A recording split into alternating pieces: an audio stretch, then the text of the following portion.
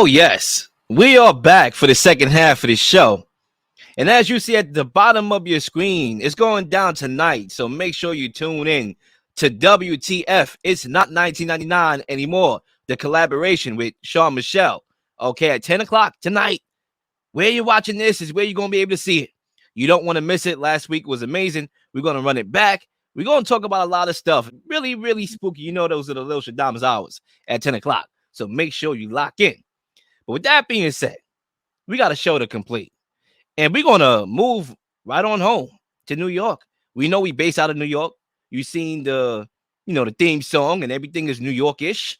We're going to talk about New York right now because, man, it's not looking good. It's looking like the Giants are in a limbo because the Giants quarterback, Daniel Jones, recently, today or yesterday, changed agents amid looming contract talks. Also, there was a report today that came out that Saquon Barkley and the Giants, there's a gap in between negotiations. So the Giants have a lot of questions that need to be answered. But we're going to start with this question.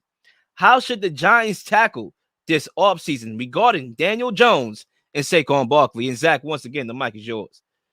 Yeah, well, so a ton of interesting news regarding the Giants and Saquon Barkley. And one thing that you didn't mention that I will, it's looking like the Giants are expecting to franchise tag Daniel Jones this offseason. And I do think that is definitely the right way to handle this situation. Because when you look at Daniel Jones, right, I want to give him a lot of credit. He had a phenomenal season leading the Giants to the playoffs when really everyone just forgot about the guy because of the terrible coaching he had the last few years with Joe Judge and with Pat Shermer. He never really had an opportunity to succeed in New York. But as soon as he gets that coach in Brian Daboll, and it's important to mention, like, they didn't even have any real legit weapons, and he still got them to the playoffs. He still won a playoff game. He outplayed Kirk Cousins in a playoff game, and that was really impressive. So doing that right before a contract season, right after the Giants didn't pick up your fifth-year option, like, that is just a hell of a season, and Daniel Jones earned himself a ton of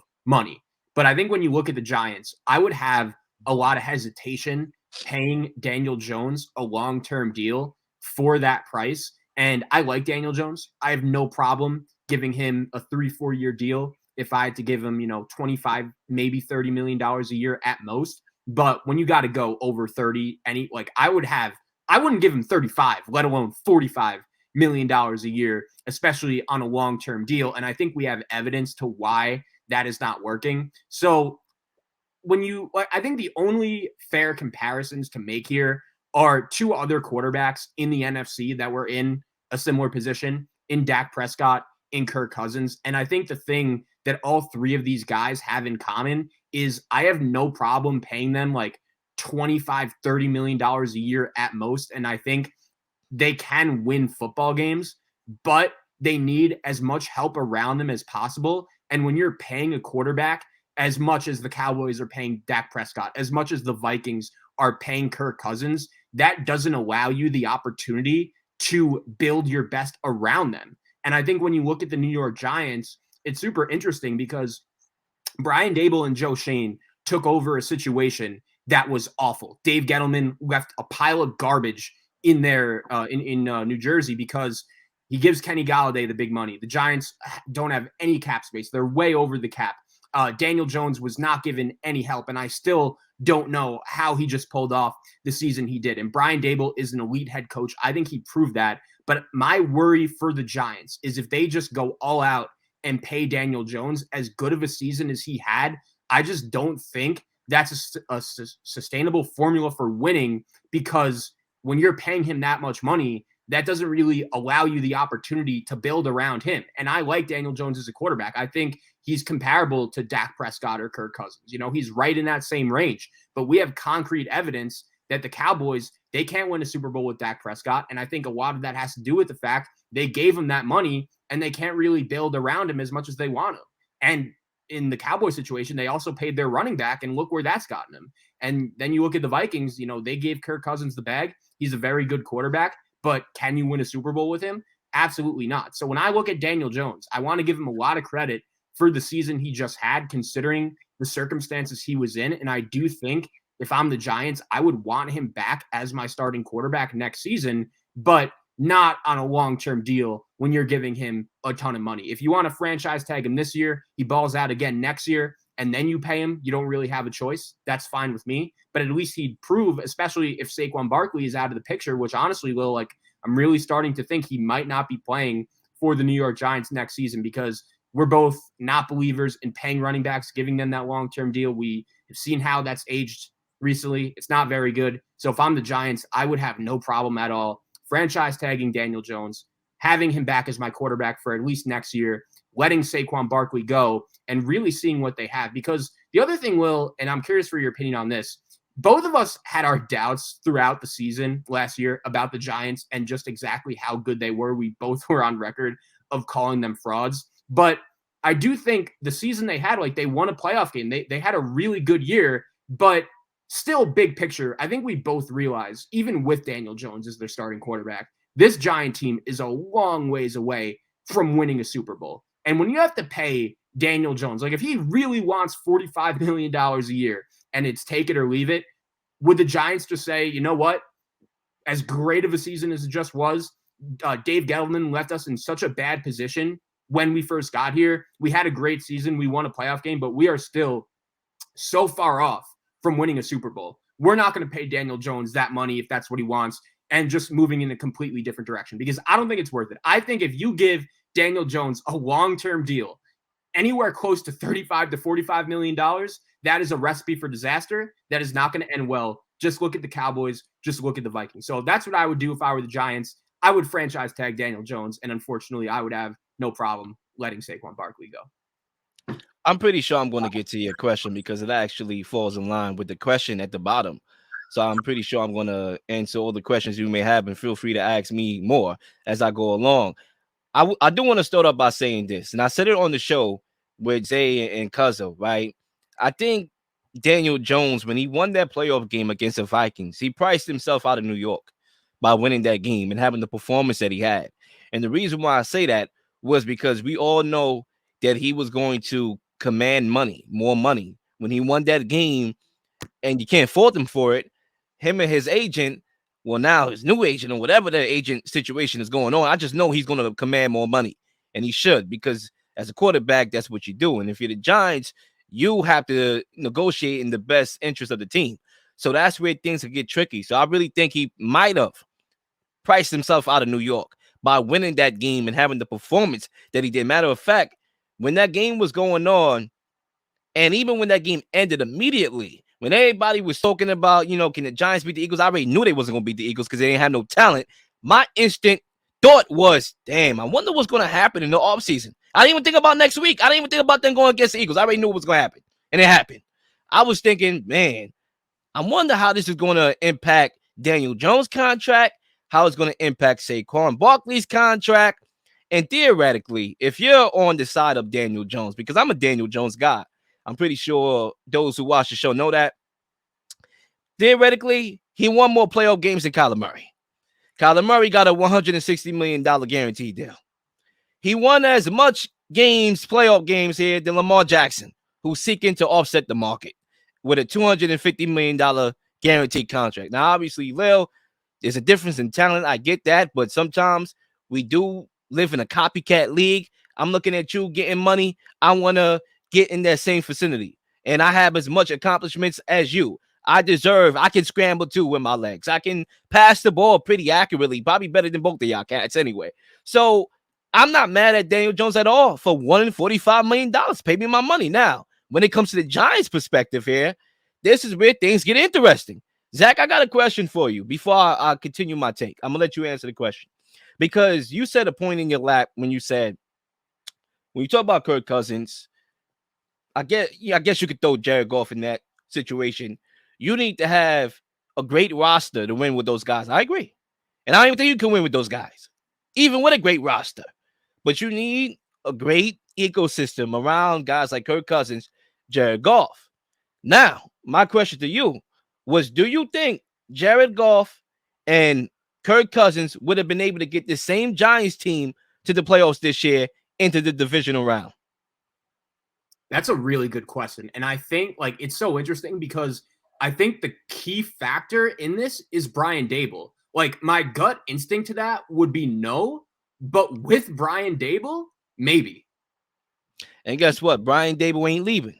So I think for me, when you talk about the fact that you have a great coach who is scheming a lot of things up from an X's and O's perspective, there wasn't much weaponry to fall back on. So what he fell back on was Daniel Jones' ability to scramble and create yardage with his legs. And that's something that's not going to go away. He still has that.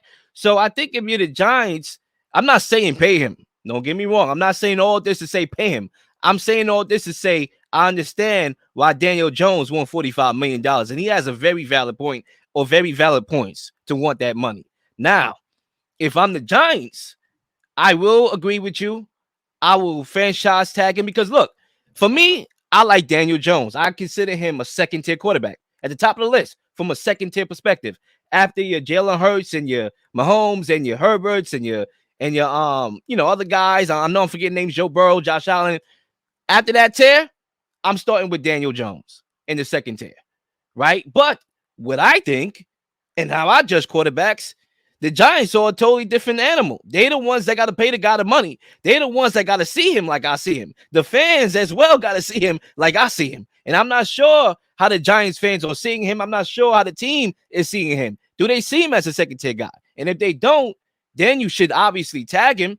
Obviously, you run the risk of Saquon Barkley running out, and you know where he's going, right? He's going to Kansas City. He's going to go wing chasing. If you let Saquon Barkley go, he's going to go wing chasing. Obviously, the Giants don't care about that. And I got nothing to do with you, but still, he's going to go to Kansas City and make them even harder to stop.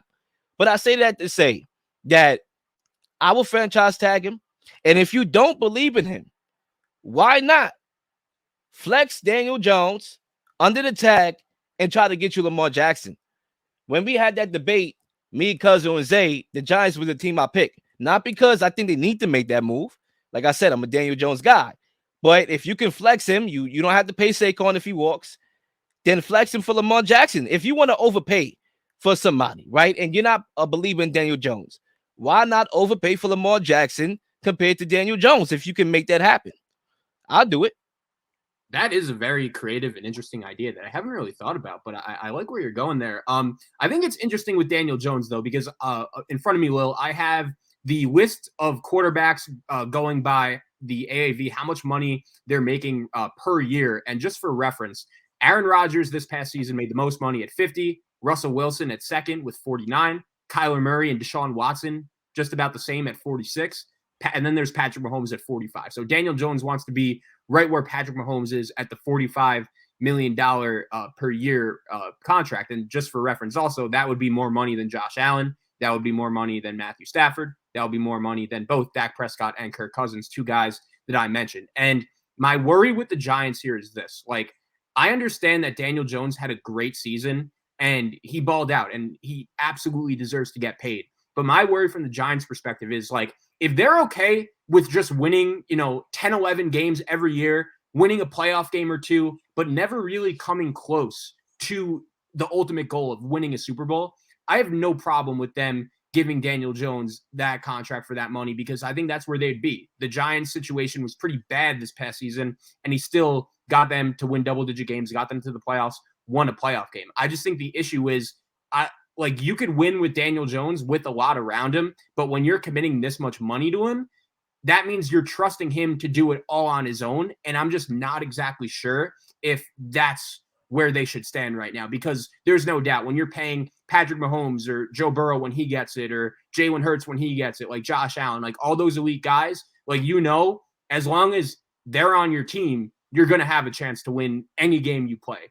And when you look at Dak Prescott, when you look at Kirk Cousins, and I would throw Daniel Jones in that conversation, I just don't feel the same way. And I feel like with the Giants, it's so important to react appropriately. Like, they had a great season. They made the playoffs for the first time in about 5 years. They won a playoff game, but they have to build on this appropriately. They cannot act like, oh, we are just one piece away, two pieces away from winning a Super Bowl and just spend recklessly. Like, that is, and give Saquon Barkley a big long-term contract. Like, that is something that could ruin your franchise. We're seeing it with the Dallas Cowboys right now. The Giants do not want to be their division rival and the Dallas Cowboys. That's their number one problem. They pay all of their guys what the market values them, and it just blows up in their face each and every time. And when you're the New York Giants, it's a tough position to be in with both Daniel Jones and Saquon Barkley about to hit the open market, about to be free agents. But you have to make sure you do not make the same mistakes the Dallas Cowboys did and just pay everyone their market value, and now they can't afford anyone. They can't afford to build around Dak Prescott when we both know like he needs a lot of help if he wants to win playoff games and go deep in the playoffs on a consistent basis. So I just think this is such an interesting situation for the Giants because they had a great year. They were better than anyone expected. But deep down, does Brian Daboll and Joe Shane really think that this team is anything close to being a legit Super Bowl contender? And that answer better be no, or else it could blow up in their face. I mean, that's why I would make the Lamar Jackson deal if I'm them to pair him with Brian Daboll. I think if you talk about Brian Daboll's track record with quarterbacks, Daniel Jones included, I think Lamar Jackson and him together will be something to watch. But, obviously we can touch on that a little later. But I think for me, it's a tough spot for the Giants. It's not an easy decision. Like, it's not easy tag him. It's not easy pay him. It's like, yo, you got to go through the dynamics. Like I said, I was impressed. You throw Kirk Cousins in there, Jared Goff in there. I don't see them making the playoffs with that roster. So clearly, Daniel Jones have something of value. Like, obviously, you're a great play caller if you're Brian Daboll. You deserve majority credit for this season. But the players still have to play. You can scheme, but if your players don't execute, it's a totally different story. And didn't have a lot of weaponry. So there's some value that Daniel Jones have. And I made a mistake. If you talk about second-tier quarterbacks, I'm starting with Matthew Stafford. When you brought him up, I was like, yeah, that's a second-tier quarterback that probably be at the top. I don't consider him first tier, but I consider him second tier. Then you got your, possibly your Daniel Jones, a couple quarterbacks after that. Derek Carr will be another guy, top tier, second tier at the top. So, yeah, but I think Daniel Jones, man, look, it's a very interesting because there is a world where you can pay both of them. But obviously, it would be a mistake. Like if you tag one and pay the other a long-term deal, it would be a mistake because clearly, as much as we want to harp on the season that the Giants had, it was kind of like overblown. Like you look at them in the last final 10 games, they were 3-6-1. 3-6-1 in their last 10 games. And keep in mind, one of those wins was a little controversial in Washington, Exactly. It could have been another loss. So clearly they wasn't that talented. And now you're just overpaying for average.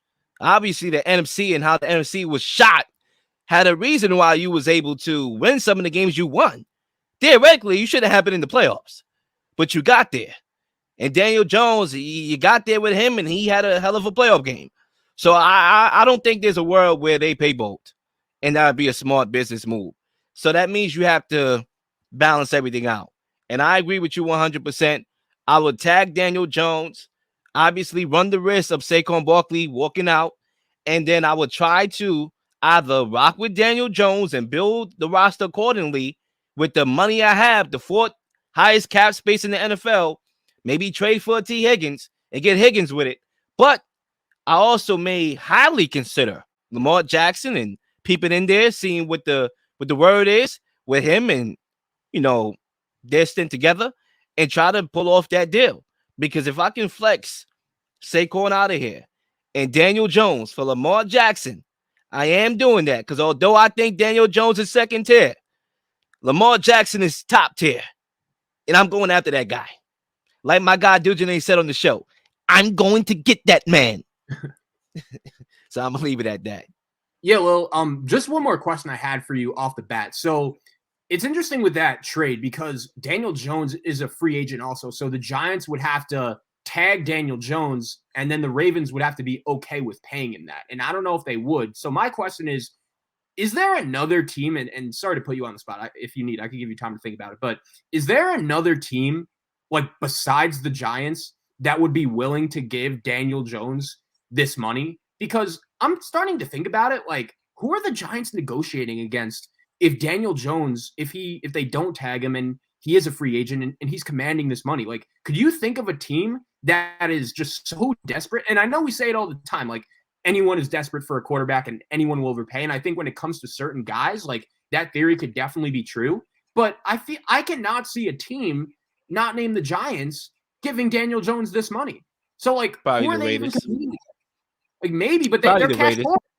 They're cash poor, Mark Davis, he's not trying to pay average big money. They would have to restructure contracts. They into selling tickets. I think Daniel Jones, from a skill set perspective, could be marketable. Definitely more marketable than Jarrett Stidham for sure. Yeah, they went all in to try to get Brady. Brady didn't come through. Aaron Rodgers, we're gonna talk about him later. I don't know about the fit over there. Maybe the Raiders probably because they need a quarterback. They the team that I look at right now. They need a quarterback. Like I said, I'm glad that it's not my money. I'm shelling out because then it's a whole different conversation. I get the flexibility to talk about it from a fandom perspective of evaluating quarterbacks, evaluating the market, and evaluating good business decisions.